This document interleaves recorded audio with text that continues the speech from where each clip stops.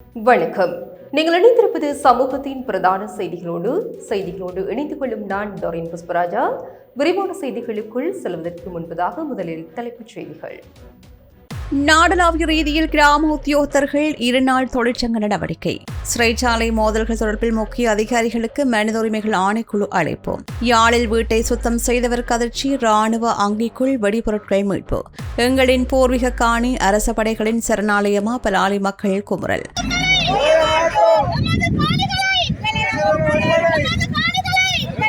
மத்திய மலைநாட்டில் கனமழை தீவிரம். நீர்த்தேக்கங்களில் நீர்மட்டம் உயர்வு. சாரதிகளுக்கு எச்சரிக்கை.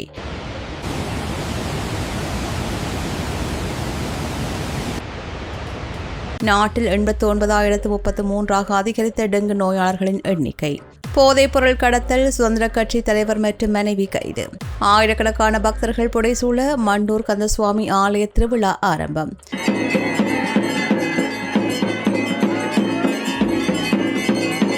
வெலிகம கடலில் அலைச்சறுக்கில் ஈடுபட்ட வெளிநாட்டு இளைஞன் உயிரிழப்பு. முல்லைத்தீவில் கோர விபத்து. 1 மணி நேர போராட்டத்திற்கு பின் மீட்கப்பட்ட சாரதி. அவையமது தலைப்புச் செய்திகள். இனி தொடர்பான விரிவான செய்திகள். பயண கொடுப்பனவை உயர்த்தாமை உள்ளிட்டு பல்வேறு கோரிக்கைகளை முன்வைத்து கிராம உத்தியோகத்தர்கள் நாளை மற்றும் நாளை மறுதினம் ஆகிய 2 தினங்களில் சுகையின விடுமுறை அறிவித்து பணிக்கு சமூகம் அளிக்காது தொழிற்சங்க நடவடிக்கையில் ஈடுபட உள்ளதாக அறிவித்துள்ளனர். கொழும்பில் நடைபெற்ற ஊடகவியலாளர் சந்திப்பில் கருத்து தெரிவித்த கிராம உத்தியோகத்தர் தொழிற்சங்க கூட்டமைப்பின் தலைவர் நந்தன ரணசிங்க இதனை தெரிவித்துள்ளார். கிராம உத்தியோகத்தர்களுக்கு தற்போது வழங்கப்படுகின்ற 600 ரூபாய் பயண கொடுப்பனவு கடந்த 8 ஆண்டுகளாக அதிகரிக்கப்படவில்லை. இந்நிலையில் 2024ஆம் ஆண்டு குறித்த பயண கொடுப்பனவுக்கு பதிலாக 20 லிட்டர் எரிபொருளுக்கு நிகரான கொடுப்பனவை வழங்குவதற்கு அமைச்சரவை அங்கீகாரம் வழங்கியிருந்ததாகவும் அவர் தெரிவித்தார். எனினும் அமைச்சரவை அங்கீகாரம் வழங்கப்பட்ட நீண்ட காலமாகியும் குறித்த கொடுப்பனவு இதுவரையில் வழங்கப்படவில்லை என்று குறிப்பிட்ட அவர் இதற்கு எதிர்ப்பு தெரிவிக்கும் வகையில் 2 நாள் சுகையின விடுமுறை போராட்டத்தை முன்னெடுக்க உள்ளதாக தெரிவித்துள்ளார். இதன்படி நாளை மற்றும் நாளை மறுதினம் நாடளாவிய ரீதியில் கிராம உத்தியோகத்தர்கள் பணிக்கு சமூகமளிக்காமல் தொழிற்சங்க நடவடிக்கையில் ஈடுபட உள்ளதாக தெரிவிக்கப்பட்டுள்ளது. பாரிஸ் வாழ் மக்களே, உங்களின் பேராதரவை பெற்ற கல்யாணி மற்றும் அன்னபூரணி தயாரிப்புகள் இப்போது 2 கிளைகளிலும். பிடி கேஷன்கரி லாச்சப்பல், பிடி சூப்பர் ஸ்டோர், ஹார்லி கோனஸ். சிறைச்சாலைகளில் இடம்பெறும் மோதல்கள் மற்றும் அங்கு நிலவும் அசாதாரண சூழ்நிலைகள் தொடர்பில் ஆராய்வதற்காக சம்பந்தப்பட்ட அனைத்து நிறுவனங்களின் பிரதானிகளையும் இலங்கை மனித உரிமைகள் ஆணைக்குழு அழைத்துள்ளது. சிறைச்சாலை மோதல்கள் தொடர்பாக பேராசிரியர் ஞானசுந்தர வழங்கிய நிபுணத்துவ அறிக்கை குறித்து கலந்துரையாடுவதுடன் எதிர்காலத்தில் இவ்வாறான சம்பவங்கள் மீண்டும் இடம்பெறுவதை தடுப்பதற்கான முறையான செயல் திட்டத்தை வகுப்பது இந்த சந்திப்பின் பிரதான நோக்கமாகும். இதற்கமைய சிறைச்சாலைகள் ஆணையாளர் நாயகம், பொலிஸ்மா அதிபர் மற்றும் சம்பந்தப்பட்ட அமைச்சுக்களின் செயலாளர்கள் உள்ளிட்ட முக்கிய அதிகாரிகள் இந்த சந்திப்பிற்கு அழைக்கப்பட உள்ளார்கள். இதேவேளை சிறைச்சாலைகளில் நிலவுகின்ற நெருக்கடி நிலைமைகள் மற்றும் மோதல்களுக்கு தீர்வு காண்பதில் அரசாங்கம் தொடர்ந்தும் தவறினால் இந்த விவகாரம் தொடர்பில் ஜெனீவாவில் உள்ள ஐக்கிய நாடுகள் மனித உரிமைகள் பேரவையில் முறைப்பாடு செய்யப்படும் என்று மனித உரிமை ஆர்வலர் நிமல் புஞ்சிகேவா எச்சரிக்கை விடுத்துள்ளார். யாழ்ப்பாணம் வடமராட்சி கிழக்கு கட்டிக்காட்டு பகுதியில் வீட்டை சுத்தம் செய்தபோது இராணுவத்தினர் பயன்படுத்தும் அங்கியொன்று கண்டெடுக்கப்பட்டுள்ளது. வீட்டு உரிமையாளர் குறித்த அங்கி தொடர்பில் மருதங்கனி போலீஸ் நிலையத்திற்கு தகவல் வழங்கியுள்ளார். இதனையடுத்து சம்பவ இடத்திற்கு சென்ற மருதங்கனி போலீசார் குறித்த அங்கியை ஆய்வு செய்தனர். இதன்போது இராணுவத்தினர் வெடிபொருட்களை வைத்து செல்வதற்காக பயன்படுத்தப்படுகின்ற அங்கி என்பதுடன் அதற்குள் நீண்ட நாள் வெடிக்கக்கூடிய பொருட்கள் காணப்பட்டுள்ளதாகவும் போலீசார் தெரிவித்தனர். இதனைத் தொடர்ந்து நீதிமன்றத்தின் உரிய அனுமதியை பெற்று குறித்த வெடிபொருட்களை பாதுகாப்பாக அளிப்பதற்கான நடவடிக்கைகளை போலீசார் முன்னெடுத்து வருகின்றனர். எங்களின் பூர்வீக காணி அரச படைகளின் சரணாலயமா? எங்கள் நிலங்களை சுரண்டு இனியும் இடமளிக்க முடியாது என்ற வலுவான கோஷத்துடன் வலிகாமம் வடக்கு பலாலி பகுதியில் மீள்குடியேற முடியாத நிலையில் உள்ள மக்கள் இன்று 8வது வாரமாகவும் அமைதி வழி போராட்டத்தை முன்னெடுத்தனர். பலாலி சந்தையில் இடம்பெற்ற இந்த போராட்டத்தில் தமது பூர்வீக நிலங்களை விடுவித்து மீள்குடியேற்றத்திற்கு வழிவகுக்க வேண்டும் என்று மக்கள் வலியுறுத்தினர். பல ஆண்டுகளாக தமது சொந்த காணிகளில் மீள குடியேற முடியாத நிலையில் இருப்பதாகவும் தமது காணிகள் அரச படைகளின் கட்டுப்பாட்டில் காணப்படுவதால் வாழ்வாதாரம், குடியிருப்பு மற்றும் எதிர்கால வாழ்வு பாதிக்கப்பட்டுள்ளதாகவும் போராட்டத்தில் ஈடுபட்ட மக்கள் தெரிவித்தனர். எங்கள் காணிகள் எங்களுக்கே வேண்டும், பூர்வீக நிலங்களில் மீள்குடியேற அனுமதிக்க வேண்டும், மக்களின் நிலங்களை சுரண்டுவதை நிறுத்த வேண்டும் உள்ளிட்ட கோஷங்களை எழுப்பியவாறு மக்கள் தமது எதிர்ப்பை வெளிப்படுத்தினர். தமது நிலங்களை விடுவிப்பதாக பல்வேறு சந்தர்ப்பங்களில் உறுதிமொழிகள் வழங்கப்பட்ட போதிலும் நடைமுறையில் தமது காணிகள் முழுமையாக விடுவிக்கப்படவில்லை என்று மக்கள் குற்றம் சாட்டினர். இதனால் தொடர்ச்சியாக போராட்டங்களை முன்னெடுக்க வேண்டிய நிலை ஏற்பட்டுள்ளதாக அவர்கள் தெரிவித்தனர். தமது பூர்வீக காணிகளில் மீள்குடியேறி இயல்பான வாழ்க்கையை முன்னெடுப்பது தமது ஒரே கோரிக்கை என்று தெரிவித்த மக்கள் இதற்காக எந்தவிதமான வன்முறையற்ற அமைதி வழி போராட்டத்தையும் தொடர்ந்து முன்னெடுத்து வருவதாகவும் குறிப்பிட்டனர். மத்திய மலைநாட்டின் நுவரெலியா மாவட்டத்தின் பல்வேறு பகுதிகளில் இன்று காலை முதல் கனமழை பெய்து வருவதால் மக்கள் அவதானமாக இருக்குமாறு அதிகாரிகள் அறிவுறுத்தியுள்ளனர். நுவரெலியா, நானோயா, டயகம, அக்கரப்பத்தனை, லிந்துலை, தலவாக்கலை, மெராயா, ஹொட்டகலை, ஹெட்டன், டிகோயா, பொகவந்தலாவ, நோர்வுட், புளியாவத்தை, மஸ்கெலியா, நல்லதண்ணி, சாமிமலை, வட்டவளை, கிணிகத்தேனை மற்றும் நோட்டன் உள்ளிட்ட பகுதிகள் தொடர்ச்சியாக கனமழை பெய்து வருகின்றது. இதன் காரணமாக அந்த பகுதிகளில் உள்ள காட்டாறுகள், ஓடைகள் மற்றும் நீர்வீழ்ச்சிகளில் நீர்வரத்து அதிகரித்துள்ளது. அதிகளவான நீர்வரத்து காரணமாக மௌசாகலை மற்றும் காசல்டி நீர்த்தேக்கங்களை தவிர்ந்த ஏனைய சில நீர்த்தேக்கங்களின் நீர்வான் கதவுகள் வழியே வெளியேறி வருவதாக தெரிவிக்கப்படுகின்றது. இதனால் களனிகங்கை மற்றும் மகாவலி கங்கை அண்மித்த பகுதிகளில் வசிக்கின்ற மக்கள் மிகவும் அவதானத்துடன் செயற்படுமாறு நுவரெலியா மாவட்ட அனர்த்த முகாமைத்துவ மத்திய நிலையம் அறிவுறுத்தியுள்ளது. இதேவேளை மலைப்பகுதிகளில் அதிகளவில் பனிமூட்டம் காணப்படுவதால் வாகன சாரதிகள் மிகுந்த அவதானத்துடன் வாகனங்களை செலுத்துமாறும் வாகனங்களின் மின் விளக்குகளை ஒளிரச் செய்து பயணிக்குமாறும் நுவரெலியா மாவட்ட போக்குவரத்து போலீசார் கேட்டுக் கொண்டனர். மழை காரணமாக வீதிகள் வழக்கு நிலையில் காணப்படுவதால் சாரதிகள் வேகத்தை கட்டுப்படுத்தி அவதானத்துடன் வாகனங்களை செலுத்துமாறு நுவரெலியா மாவட்ட அரச அதிபர் துஷாரி தென்னகோன் தெரிவித்துள்ளார். இந்த வருடத்தின் இதுவரையான காலப்பகுதியில் நாட்டில் 89,033 டெங்கு நோயாளர்கள் அடையாளம் காணப்பட்டுள்ளதாக தேசிய டெங்கு கட்டுப்பாட்டு பிரிவு தெரிவித்துள்ளது. நேற்று வரையான தரவுகளின் அடிப்படையில் இந்த ஆண்டில் டெங்கு நோயால் உயிரிழந்தவர்கள் எண்ணிக்கை 65 அதிகரித்துள்ளது. கடந்த 6 மாதங்களில் பதிவான மொத்த டெங்கு நோயாளர்களில் பாதிக்கும் மேற்பட்டோர் மேல் மாகாணத்தைச் சேர்ந்தவர்களாக உள்ளார்கள்.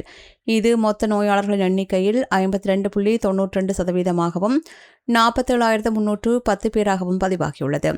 மாவட்ட ரீதியில் கம்பகா மாவட்டத்திலேயே தொடர்ந்தும் அதிகளவான டெங்கு நோயாளர்கள் பதிவாகி வருகின்றனர். நேற்றைய நிலவரப்படி கம்பகா மாவட்டத்தில் பதிவான மொத்த டெங்கு நோயாளர்களின் எண்ணிக்கை 19,000 கடந்துள்ளதாக தெரிவிக்கப்படுகின்றது. இதேவேளை இந்த ஆண்டில் ஒரே மாதத்தில் அதிகளவான டெங்கு நோயாளர்கள் ஜூலை மாதத்திலேயே பதிவாகியுள்ளார்கள். அந்த மாதத்தில் மாத்திரம் 29,973 பேர் டெங்கு நோயால் பாதிக்கப்பட்டுள்ளதாக தரவுகள் கூறுகின்றன. எவ்வாறாயினும் ஆகஸ்ட் மாதத்தின் முதல் 8 நாட்களில் மாத்திரம் 4,048 டெங்கு நோயாளர்கள் பதிவாகியுள்ளமை குறிப்பிடத்தக்கது. ஸ்ரீலங்கா சுதந்திர கட்சியின் பலனறுவை மெதிரிகிரிய தேர்தல் தொகுதியின் தலைவரும் அவரது மனைவியும் போதைப்பொருள் கடத்தல் குற்றச்சாட்டில் கைது செய்யப்பட்டுள்ளதாக போலீசார் தெரிவித்துள்ளனர்.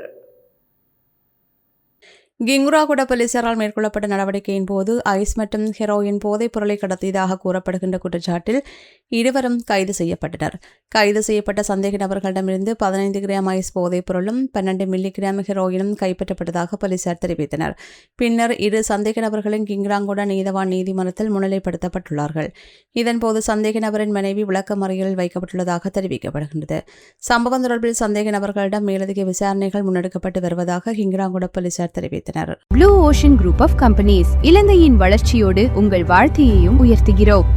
மட்டக்களப்பு மண்டூர் கந்தசுவாமி ஆலயத்தின் வருடாந்த உற்சவம் பாரம்பரிய கொடியேற்றத்துடன் நேற்றிரவு வெகு விமரிசையாக ஆரம்பமானது. இலங்கையின் சின்ன கதிர்காமம் என போற்றப்படும் வரலாற்று சிறப்புமிக்க மண்டூர் கந்தசுவாமி ஆலயத்தின் வருடாந்த உற்சவம் ஆயிரக்கணக்கான பக்தர்கள் புடைசூழ பாரம்பரிய முறைப்படி ஆரம்பிக்கப்பட்டது. கதிர்காம கந்தன் ஆலயத்தில் இடம்பெறும் பூஜை முறைகளுக்கு ஒப்பான வகையில் மண்டூர் கந்தசுவாமி ஆலய உற்சவமும் கப்புராலைகளினால் வாய் கட்டப்பட்ட நிலையில் பாரம்பரிய சடங்குகளுடன் முன்னெடுக்கப்படுகிறது. கிழக்கு இலங்கையில் பழமையும் பிரசித்தியும் பெற்ற முருகன் ஆலயங்கள் திருப்படை கோயில்கள் என அழைக்கப்பட்ட நிலையில் பண்டைய அரசர்களின் ஆதரவு, மானியங்கள், சீர்வரிசைகள் மீண்டும் தனித்துவமான நிர்வாக அமைப்பை பெற்ற ஆலயமாக மண்டூர் கந்தசுவாமி ஆலயம் விளங்குகிறது. இதன் காரணமாக இது தேசத்து கோயில் எனவும் அழைக்கப்படுகிறது. இந்நிலையில் போரத்தீவு பெற்ற பிரதேச செயலாளர் ரங்கநாதன் ஆலயத்தின் தேசத்து குருவான சிவஸ்ரீ சச்சிதானந்த குருக்கள் மற்றும் ஆலய வணக்குமார்கள் தலைமையில் திருவிழா அறிவிப்புகள் வெளியிடப்பட்டதை தொடர்ந்து ஆலயத்தின் உட்பகுதியில் பாரம்பரிய முறைப்படி கொடியேற்றம் இடம்பெற்றது. இதனைத் தொடர்ந்து வள்ளியம்மன் மற்றும் தெய்வானியம்மன் ஆலயங்களுக்கு முன்பாகவும் பாரம்பரிய கொடிகள் ஏற்றப்பட்டன. தொடர்ந்து 20 நாட்கள் நடைபெறவுள்ள இத்திருவிழா காலத்தில் தினமும் வேல் தாங்கிய பேழை ஆலயத்தின் உள்வீதியிலும் வெளிவீதியிலும் எடுத்து வரப்பட்டு வீதியுலா இடம்பெறவுள்ளது. திருவிழாவின் தீர்த்தோற்சவம் எதிர்வரும் ஆகஸ்ட் 28ஆம் தேதி வெள்ளிக்கிழமை மட்டக்களப்பு வாவியில் சிறப்பாக நடைபெறவுள்ளது. நேற்றைய கொடியேற்ற நிகழ்வை காண கிழக்கு மாகாணத்தின் பல்வேறு பகுதிகளிலிருந்தும் ஆயிரக்கணக்கான பக்தர்கள் கலந்து கொண்டிருந்தமை குறிப்பிடத்தக்கது. வெலிகம மணல்கம கடற்கரை பகுதியில் அலைச்சறுக்கு விளையாட்டில் ஈடுபட்டிருந்த துனிசியாவைச் சேர்ந்த 21 வயதுடைய சுற்றுலா பயணியொருவர் நீரில் மூழ்கி உயிரிழந்த நிலையில் அவரது சடலம் இன்று கரையொதுக்கியதாக போலீசார் தெரிவித்துள்ளனர்.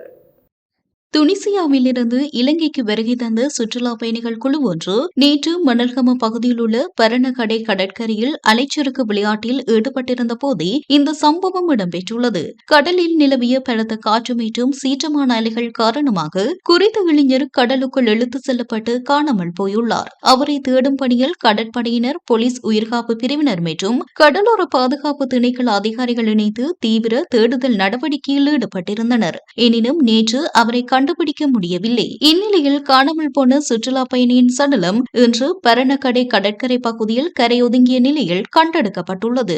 சம்பவம் தொடர்பான மேலதிக விசாரணைகளை வெலிகம போலீசார் முன்னெடுத்து வருகின்றனர். முல்லைத்தீவு கொக்காவில் பகுதியில் ஜாழ்ப்பாணம் கண்டி வீதியில் இன்று அதிகாலை மணலேற்றி சென்ற பாரவூர்த்தியும் மகேந்திர ரக வாகனமும் ஒன்றுடன் ஒன்று மோதி விபத்துக்கு உள்ளாகியுள்ளன. இந்த விபத்தில் காயமடைந்த பாரவூர்தி சாரதி சுமார் 1 மணி நேர போராட்டத்தின் பின்னர் மீட்கப்பட்டுள்ளதாக தெரிவிக்கப்படுகிறது. விபத்தில் 2 வாகனங்களும் பலத்த சேதமடைந்துள்ளன. அத்துடன் மகேந்திரா ரக வாகனத்தில் விற்பனைக்காக பெருமளவு இளநீர்கள் எடுத்து செல்லப்பட்டிருந்த நிலையில் விபத்தை அடுத்து அவை வீதியிலும் அதனை அண்டிய பகுதிகளிலும் சிதறி கிடந்தன. விபத்துக்கான காரணம் தொடர்பில் மேலதிக விசாரணைகள் முன்னெடுக்கப்பட்டு வருகின்றன. இதேவேளை யாழ்ப்பாணம் தென்மராட்சி வரணி பிரதேசத்தில் மகிழுந்தொன்று மரத்துடன் மோதியதில் 3 காயமடைந்துள்ளனர். இந்த விபத்து நேற்று பிற்பகல் 4 மணியளவில் வரணி பிரதேச வைத்தியசாலைக்கு முன்பாக இடம்பெற்றுள்ளது. குடிகாமத்தில் இருந்து பருத்தித்துறை நோக்கி பயணித்த மகளுந்து வரணி வைத்தியசாலைக்கு முன்பாக உள்ள ஆலமரத்துடன் மோதியதில் இந்த விபத்து இடம்பெற்றுள்ளதாக தெரிவிக்கப்படுகிறது. விபத்துக்குள்ளான மகளுந்தில் பயணித்த 3 காயமடைந்த நிலையில் சிகிச்சைக்காக பருத்தித்துறை ஆதார வைத்தியசாலையில் அனுமதிக்கப்பட்டுள்ளனர். விபத்தில் மகளுந்து பலத்த சேதங்களுக்குள்ளாகியுள்ளது. சம்பவம் தொடர்பான மேலதிக விசாரணைகளை கொடிகாமம் போலீசார் முன்னெடுத்து வருகின்றனர். வரலாற்று சிறப்புமிக்க திருகோணமலை மாவட்டத்தின் மூதூர் கங்குவேலி கிராமத்தில் அமைக்கப்பட்டுள்ள திருவள்ளுவர் சிலை இன்று திறந்து வைக்கப்பட்டது. திருக்கரைசை மாநகரம் என அழைக்கப்படும் திருகோணமலையில் அகத்தியர் ஸ்தாபனம் அமைந்துள்ள வரலாற்று சிறப்புமிக்க கங்குவேலி கிராமத்தின் நுழைவாயிலில் இச்சிலை நிறுவப்பட்டுள்ளது. மூதூர் கங்குவேலி கிராம அமைப்புகள் ஒன்றிணைந்து ஏற்பாடு செய்த இந்த நிகழ்வில் திருவள்ளுவர் சிலைக்கு சிறப்பு பூஜை வழிபாடுகள் இடம்பெற்றதுடன் நடன நிகழ்வுகளும் நடைபெற்றன. இந்நிகழ்வில் கங்குவேலி கிராம அமைப்புகளின் பிரதிநிதிகள், அறநெறி மாணவர்கள் மற்றும் பொதுமக்கள் உள்ளிட்ட பலரும் கலந்து கொண்டனர். கங்குவேலி கிராமத்தின் நுழைவாயிலில் திருவள்ளுவர் சிலை நிறுவப்பட்டு திறந்து வைக்கப்பட்டுள்ளமை குறிப்பிடத்தக்கது. இந்தியாவிலிருந்து அதிசொகுசு பயணிகள் போக்குவரத்து கப்பல் ஒன்று இலங்கைக்கு வரவுள்ளதாக தெரிவிக்கப்பட்டுள்ளது. குறித்த கப்பல் எதிர்வரும் 14ஆம் மற்றும் 21ஆம் தேதிகளில் 2 தடவைகள் யாழ்ப்பாணம் காங்கேசன்துறை துறைமுகத்தை வந்தடையவுள்ளதாக துறைமுக அத்தியட்சகர் டி பகீரதன் தெரிவித்துள்ளார். இந்த கப்பலில் வருகை தரும் பயணிகள் யாழ்ப்பாணத்தில் உள்ள முக்கிய கோவில்கள் மற்றும் சுற்றுலா தலங்களுக்கு சென்று பார்வையிட உள்ளதாகவும் அவர் குறிப்பிட்டுள்ளார். இதனை அடுத்து பயணிகள் மீண்டும் காங்கேசன்துறை துறைமுகத்திற்கு திரும்பி அங்கிருந்து சென்னையை நோக்கி பயணிக்க உள்ளதாக துறைமுக அத்தியட்சகர் மேலும் தெரிவித்துள்ளார். இந்தியாவிலிருந்து யாழ்ப்பாணத்திற்கு வரும் சுற்றுலா பயணிகளின் எண்ணிக்கையை அதிகரிப்பதுடன் வடக்கின் சுற்றுலாத்துறையை மேம்படுத்துவதற்கும் இவ்வாறான கப்பல் வருகைகள் பங்களிக்கும் என எதிர்பார்க்கப்படுகிறது. இத்துடன் சமூகத்தின் பிரதான செய்திகள் நிறைவு பெறுகின்றன. தொடர்ந்தும் சமூகத்தோடு இணைந்திருங்கள். எமது RIP பேச்சுக்கு கிடைத்த மரண அறிவித்தல்கள். கிளிநொச்சி சிவபுரம் கிராஞ்சியை புறப்படமாகவும் வதிவிடமாகவும் கொண்டிருந்த திரு அருணன் ஆறுமுகம் அவர்கள் 8/8/2026 சனிக்கிழமை அன்று இறைவனடி சேர்ந்தார். யாழ்ப்பாணம் வேலனை மேற்கு 8ஆம் வட்டாரத்தை பிறப்பிடமாகவும் பிரித்தானியா லண்டன் டூட்டிங்கை வதிவிடமாகவும் கொண்டிருந்த திருமதி சுந்தரவல்லி ராசரத்னம் அவர்கள் 5/8/2026 புதன்கிழமை அன்று லண்டனில் காலமானார். திருகோணமலை மூதூர் கட்டபரிச்சான் 7ஆம் வட்டாரத்தை பிறப்பிடமாகவும் வதிவிடமாகவும் கொண்டிருந்த திரு கனகரத்னம் சோமசேகரம் அவர்கள் 9/8/2026 ஞாயிற்றுக்கிழமை அன்று இறைப்பதம் எய்தினார். யாழ்ப்பாணம் நெல்லியடி கரவட்டியைச் சேர்ந்த ரத்ன சபாபதி சுரேரஞ்சன் ரஞ்சன் அவர்கள் 8/8/2026 சனிக்கிழமை அன்று காலமானார். மேலே அறிவிக்கப்பட்ட அனைத்து மரண அறிவித்தல் இறுதிக்கிரியை பற்றிய தகவல்களை அறிந்து கொள்ள ரிப்டாட் பேஜை பார்வையிடுங்கள். இதற்கான லிங்க் கீழிருக்கும் டிஸ்கிரிப்ஷனில் பார்வையிடலாம். இது போன்ற செய்திகளை தெரிந்து கொள்ள சமூகம் நியூஸ் சேனலை சப்ஸ்கிரைப் செய்து அருகில் உள்ள பெல் பட்டனை கிளிக் செய்யுங்கள். மேலும் இது போன்ற செய்திகளை உடனுக்குடன் தெரிந்து கொள்ள சமூகமீடியா.com என்ற இணையதளத்தின் வாயிலாகவும் எங்களுடன் இணைந்திருங்கள்.